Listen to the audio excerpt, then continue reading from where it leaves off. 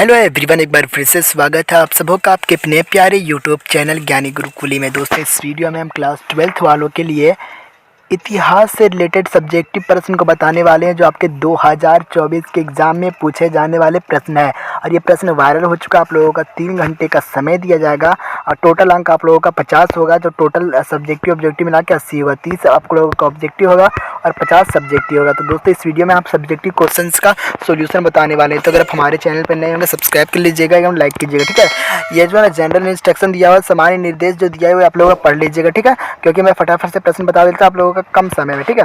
देखिए, आप लोगों का इस तरह से पेज रहेगा, ठीक है। सेम टू सेम इसी तरह से रहेगा। देखिए, इस तरह से लिखा हुआ रहेगा। सेक्शन ये रहेगा। सेक्शन ए में अतुल्य के उत्तरीय प्रश्न दिया रहेगा, ठीक है। इसका आप लोगों का सोल्यूशन मैं बता देता हूं और बहुत ही इंपॉर्टेंट प्रश्न को मैं बता दूंगा, ठीक है। पहला प्रश्न देखते हैं, मोहनजोदड़ो का शाब्दिक अर्थ क्या है तथा यह किस भाषा का शब्द है। बहुत ही इंपॉर्टेंट प्रश्न है। मोहनजोदड़ो का शाब्दिक अर्थ क्या है तथा यह किस भाषा का शब्द है। और यह प्रश्न जरूर आएगा, ठीक है। इस एग्जाम में जरूर आएगा, क्योंकि यह 2014, 15, 16, 17, 18 तक पूछा गया है। फिर 19 में नहीं पूछा था, 2023 में पूछा है, ठीक है। और 2024 में भी जरूर पूछेगा। मोहनजोदड़ो का जो शाब्दिक अर्थ है, मृतकों का टीला होता है, यानी मुर्दों का टीला, तथा यह सिंधी भाषा का शब्द है, ठीक है। यहाँ पूछा था मोहनजोदड़ो का शाब्दिक अर्थ क्या तथा यह किस भाषा का शब्द है। तो मोहनजोदड़ो का शाब्दिक अर्थ मृतकों का टीला होता है, यानी मृदों का टीला होता है, तथा यह सिंधी भाषा का शब्द है। इस तरह से प्रश्न 1 का आंसर आप लोगों को क्लियर हो जाएगा सिंपल सा उत्तर में, ठीक है। चलिए, प्रश्न संख्या दूसरा देखते हैं। क्या what do you mean by खानका, ठीक है। What do you mean by खानका, यानी खानका से आप क्या समझते हैं। तो इसका भी उत्तर सिंपल में देना। खानका एक सूफी संस्था थी, ठीक है। खानका एक सूफी संस्था थी जहाँ सूफी संत अक्सर रहा करते थे, ठीक है। रहते भी थे। सूफी संत अपने खानकाहों में विशेष बैठक का आयोजन करते थे, ठीक है। जहाँ सभी प्रकार के भक्तगण, जिनमें शाही घरानों के लोग तथा अभिजात और आम लोग भी शामिल होते थे, ठीक है।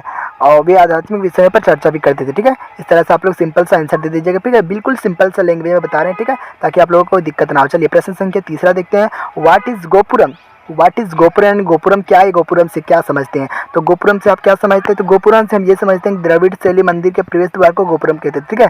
जो द्रविड़ शैली लोग थे, मंदिर के प्रवेश द्वार को गोपुरम कहते थे। चलिए, प्रश्न संख्या चौथा देखते हैं।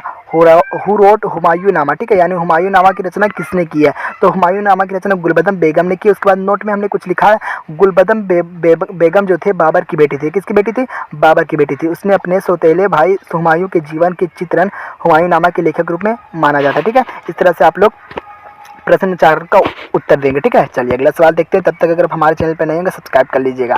क्या है, संथाल विद्रोह के प्रमुख नेताओं के नाम लिखे, ठीक है। संथाल विद्रोह के प्रमुख नेताओं के नाम लिखिए। संथाल विद्रोह के प्रमुख नेताओं के नाम लिखिए। तो संथाल विद्रोह के जो प्रमुख नेता थे, सिद्धू कान्हो थे और चांद और भैरव थे, ठीक है। तो आप लोग लिख दीजिएगा, संथाल विद्रोह के प्रमुख नेता सिद्धू कान्हो, चांद और भैरव थे, ठीक है। प्रश्न संख्या 6 देखते हैं। आईन ए दहशाला प्रणाली के प्रतिपादक कौन थे। तो आईन ए दहशाला प्रणाली के प्रतिपादक जो थे वो कौन थे। तो आईन ए दहशाला का संबंध अकबर की कृषि व्यवस्था से था, जिसे लागू करने का श्रेय राजा टोडरमल को दिया गया था, ठीक है। इस प्रकार से आप प्रश्न लिख सकते हैं।